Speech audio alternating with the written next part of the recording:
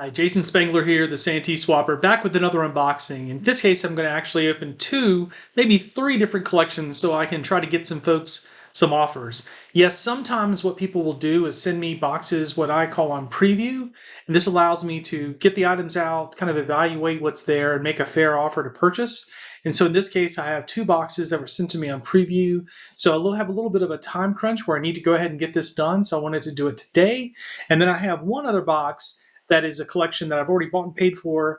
The person was able to take pictures and share those with me ahead of time, and so we worked out a price, and that included shipping, and that's already paid for and taken care of. But I still want to kind of get into the box and see what's there. So stick around. I've got my knife here. We'll cut into these boxes and see what we've got. Okay, well, this is the first box. My notes indicate that this came from the family of a guy who was a scouter in the 60s and 70s. And all I had written down that there was about 100 patches in here. I haven't seen any pictures of the collection. That's kind of the idea of sending it to me on preview. So we will kind of take the first look here and see what's in the box. Now, right off the bat, we can see a sash, which, almost every collection I get is going to have an ordeal, or in this case, a Brotherhood sash, because people would have been tapped out for OA when they went to summer camp. So these sashes, I have quite a few of them. I actually try to clean them up usually and get them back out into the world. Here's a neckerchief, and one thing I like to do with these collections is begin to kind of build the picture of what the person had done in scouting. And so sometimes with the neckerchief, for example, it's going to be W.D. Boyce Council, Camp Hefferman, W.D. Boyce Council, I believe it's up in Illinois. And so maybe that's where a lot of this is going to come from. This box actually came to me from Washington State.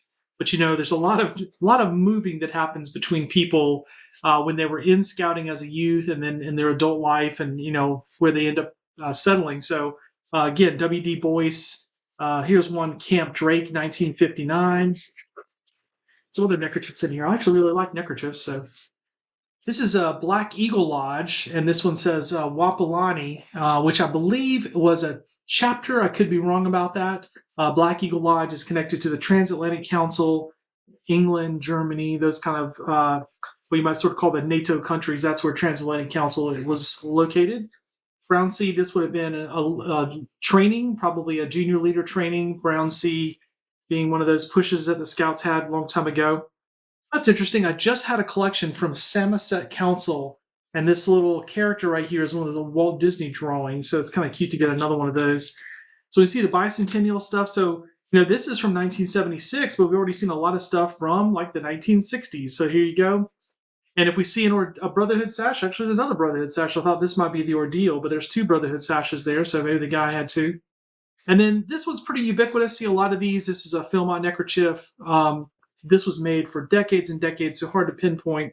But it does suggest perhaps the guy went to the Jamboree. And so again, one of these bicentennials. Aha, here's the ordeal sash. I knew there'd be one in there. You find two of those.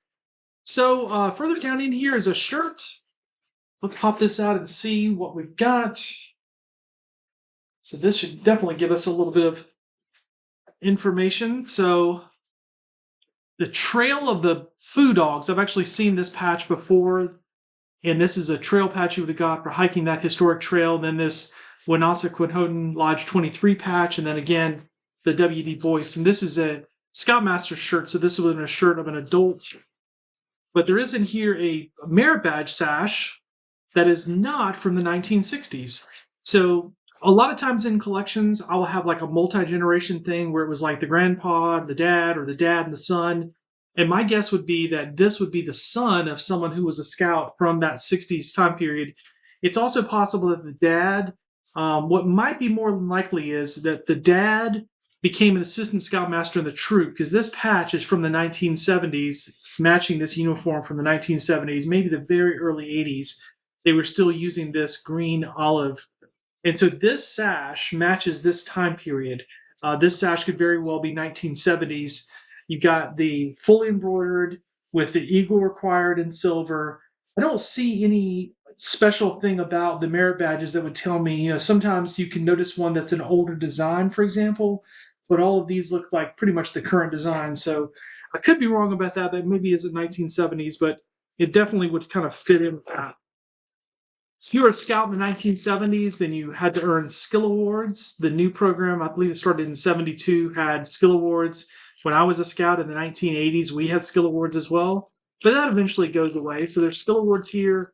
I see another Philmont belt buckle, an Order of the Arrow bolo slide, and then there's a couple of what we call kneel slides. I'll just pull these out just in case anyone's not as familiar with these. So most all kneel slides begin as this sort of orangey shade of resin. And when I call them a kneel slide on the back there, there's the name of the company is there. And so these were sold, I believe you could got them in Boy's Life magazine back in the day. This is a very popular company that sold lots and lots of neckerchief slides. And so they had these sort of standard designs like this turtle and, the beaver and such like that. But then they also made some slides just specifically for events. Like you could have ordered a camp repatch, you could have ordered a kneel slide for your events. And some of those are a little bit harder to find, but these generic ones were really, really pretty common. So don't see anything else in there that's too interesting. But again, Philmont, neckerchief slide would have been sold in the trading post at Philmont, and they would have had a lot of those. So I'm going to lay the patches out here, and we'll just see if anything kind of stands out. The lady that I was dealing with, she mentioned there's about 100 patches, and sure enough, she's right. There's about 100 patches, including some loose merit badge patches. And I just have her contact information there. That's always super helpful when people stick that in. So, going back to the merit badges, just to finish this conversation about that, these are probably the same year, fully embroidered, clear plastic backs. So these are definitely that time period from the 70s to the 80s before they started adding the Scout stuff backing, which I believe doesn't happen until maybe the late 90s or in the 2000s. We saw this similar lodge flap on the shirt there. So this was in the Order of the Arrow from that time period, from that lodge. So that again. And then probably you're going to see a string of these type of things, just event patches, whether they be summer camps or possibly camporees and other weekend camping trips. Here's one, this Lincoln Pilgrimage. I'm not from that area, so I don't really have a lot of knowledge of what happened on the Lincoln Pilgrimage. But as this patch notes, this was the 35th Lincoln Pilgrimage. And so that was a long-running event that you would have seen people in that part of the country in Illinois would have attended. Interestingly, there might be some more of these in here. We saw the Black Eagle Lodge neckerchief, and then here's a Black Eagle Lodge patch from 1973. There's a lodge conference in Heidelberg, Germany. And then because we have this military connection, oftentimes people who were in Transatlantic Council were there because their family was stationed at a military base. You had some military patches. So I'll have to Google lens these. I do not have the knowledge in military patches to know what these were for, but you can kind of spot those. There's another one here that potentially could be a military patch. So I'll have to kind of do my little homework there and see what we got. But, lots of position patches, rank patches from that time period. These were all patches that were being used when I was a scout. So definitely from that 70s, 80s time period. And just kind of looking to see if there's anything else in here that stands out. This logo we belovedly call the MGM logo. Not quite sure why it's called that, but that's okay. I didn't name it. But this Order of the Arrow logo is not in use today. They stopped using that back in the 90s, and they went with that arrowhead design, which I believe is still being used. So here's one, Chapter Conclave. It says 77. It could be Lodge 77. I'll have to do my homework on that as well. It's not one I'm familiar with, but always interesting to do some Order of the Arrow stuff. And then Philmont, again, we saw the neckerchief, so it just makes sense that somebody went to Philmont. Here's a blue border flap. We've seen a couple of these white border flaps. It's possible that the blue border, is for Brotherhood because we've seen a couple of Brotherhood sashes, but again, that's just a guess. Patch from the 81 National Scout Jamboree. I don't see an 81 Scout Jamboree patch in here, so I don't think the person went to the 81, but that's what the patch, they might have gotten that, from a buddy. And that's about it. Okay, here we go. Here's the confirmation. So your Philmont arrowhead, when you hiked the trails at Philmont, when you were done at the end, you got this patch. Everybody got their arrowhead. And so that definitely shows that this collection, this guy confirms that he went to Philmont. And then 1960 Jamboree, this one's a used patch there. So we saw the neckerchief earlier. So altogether, it does seem like this is a little bit of a multi-generation collection. with quite a lot of variety. But I'll go through this, and again, what I'll do is make this lady an offer, and hopefully she'll be very happy with my offer, and it sound like it's fair, and we'll have a deal. So, all right, I've got two more boxes for you, so let me get this cleaned up, and we'll show you the next ones.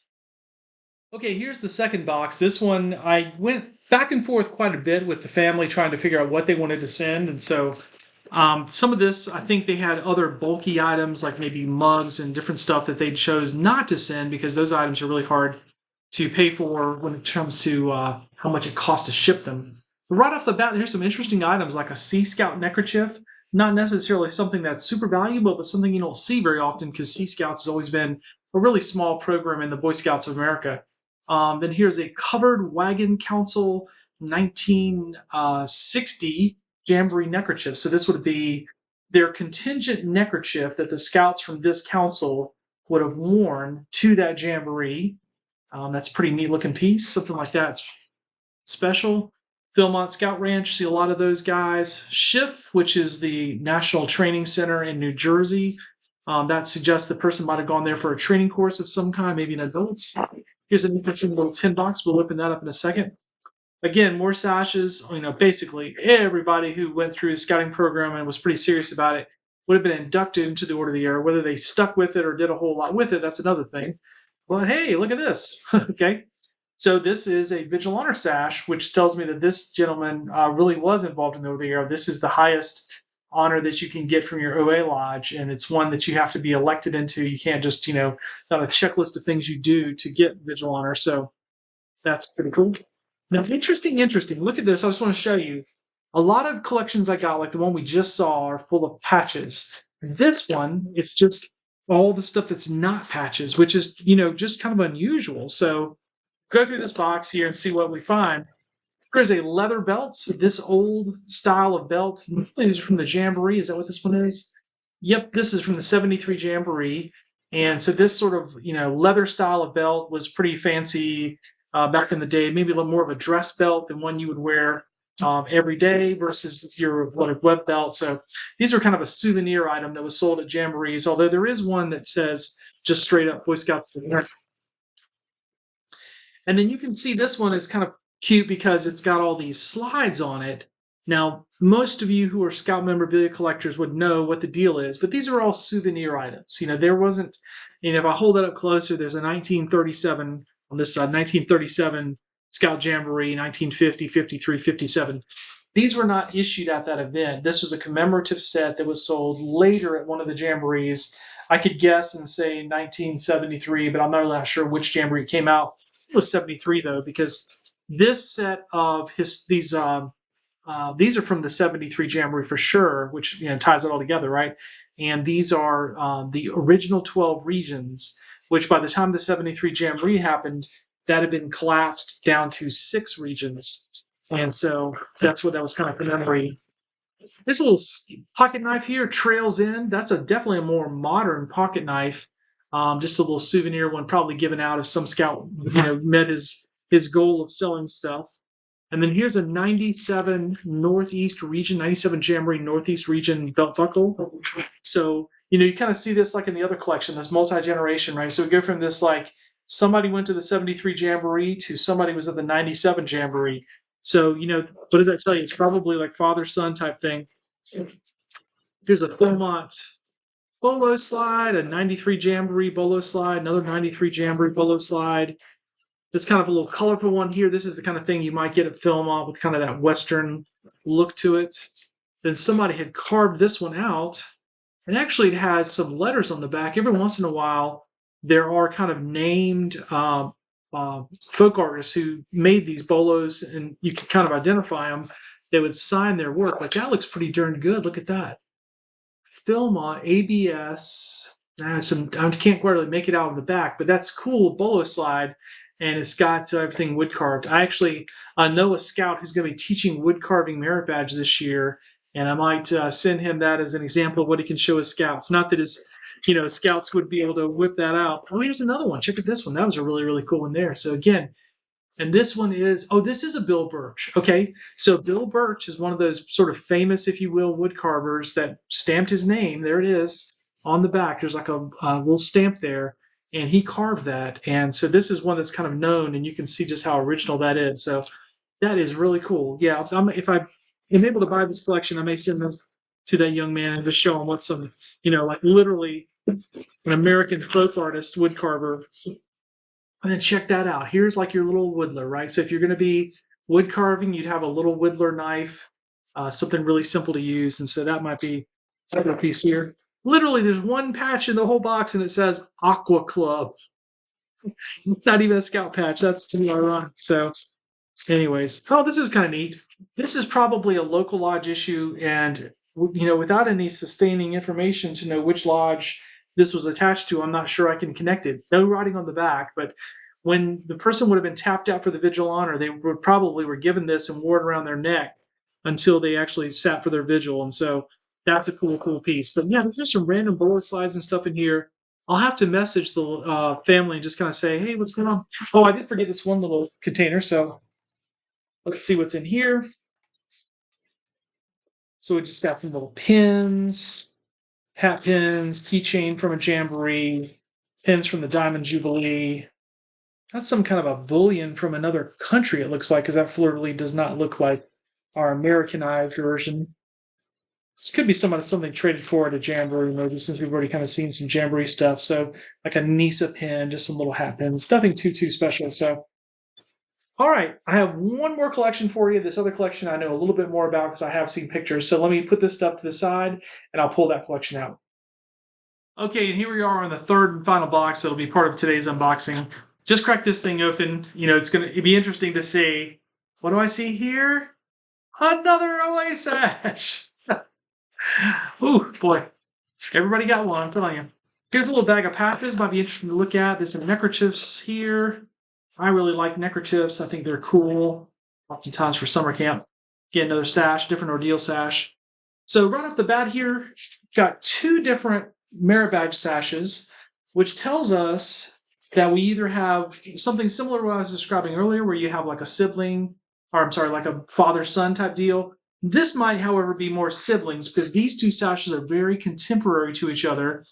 If you look down this sash right here, you'll see that most of these have that olive green background. Most of them are rolled edge, but this bugler is actually a cut edge. So that's really a 1950s era patch. These other ones are 1960s, and then all of these are 1960s era. So these could have been like two siblings doing scouting kind of side by side. They earned a lot of merit badges. If you had a row of 7 times 3 is 21, you would have the potential to be an Eagle Scout. So both of these potentially could have been Eagle Scout brothers. The other thing that kind of tells me this is what the scouting family is, I want to say there's like 4 different garrison caps, if I remember. Yeah, from seeing the pictures, oh gosh, maybe more. There's like 5. So these, what I call garrison caps, other people have less flattering names for this style of cap. Some scouts today really like these. They think they're really retro vintage. And so when I go to national scouting events, I can actually set these out on a blanket, and scouts will trade a patch or two for them just because they think they're really pretty cool. The tricky part is finding one that's like extra large, because most people today seem to have big heads, and so they don't often fit people.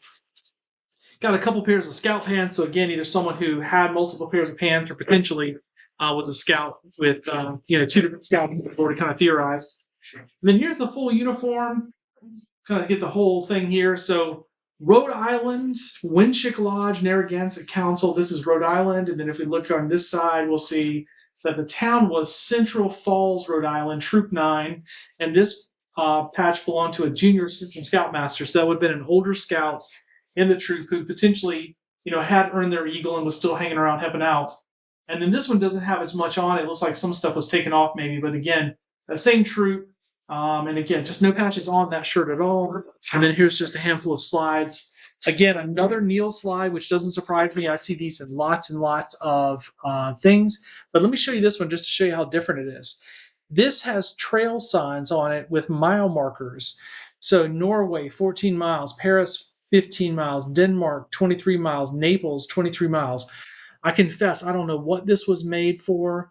Peru, 46 miles. I don't know. That's... to have country names and then those kind of miles feels like something that would have been sort of World Jamboree-ish, but I'm not familiar with that Neil slide. So that's one of those I'll have to look up. It's definitely not a generic one. And then here's a Canadian leather neckerchief slide. So That might have been something where somebody went to a jamboree or something and traded for that. So, anyways, this is a nice little collection. I definitely can do something with the neckerchiefs. I didn't even look at those. That would be interesting to go through. CIT core. I love this idea. So this would be the idea of at camp, you had counselors in training who are your junior staff members. For us at Camp Barstow, where I was working for many years, this would have been a 14-year-old scout, probably similar age, maybe 15 at those camps. And then this is an Order the Arrow neckerchief. This one's been stained and kind of has some problems. Maybe I can get those stains out. Camp Yaugog, that would have been his camp. I believe that's up in Rhode Island. Then here's a Canadian neckerchief. We already saw the Canadian slide that goes with this neckerchief. And then here's a staff neckerchief. So like this peachy color was the staff neckerchief, and it looks like there's two of those, which would make sense. You probably get two of them for the summer. And then this one, I don't think this has anything on it. So sometimes in collections I'll get neckerchiefs that are sort of blanks, and maybe they were going to be used for something, but in that case it doesn't look like it was. So anyways, this is a fun little unboxing. Hope you had enjoyed watching this and seeing a little bit of the history of these scouts. If you have a collection like this sitting in a garage, sitting in a basement, just collecting dust, and you want to see it get back into the hands of collectors, reach out to me. Go to my website, scoutpatchcollectors.com. There you can find all my information, what I'm doing in scouting, all this unboxings and stuff that I'm into, and I would love to hear from you. Thanks very much.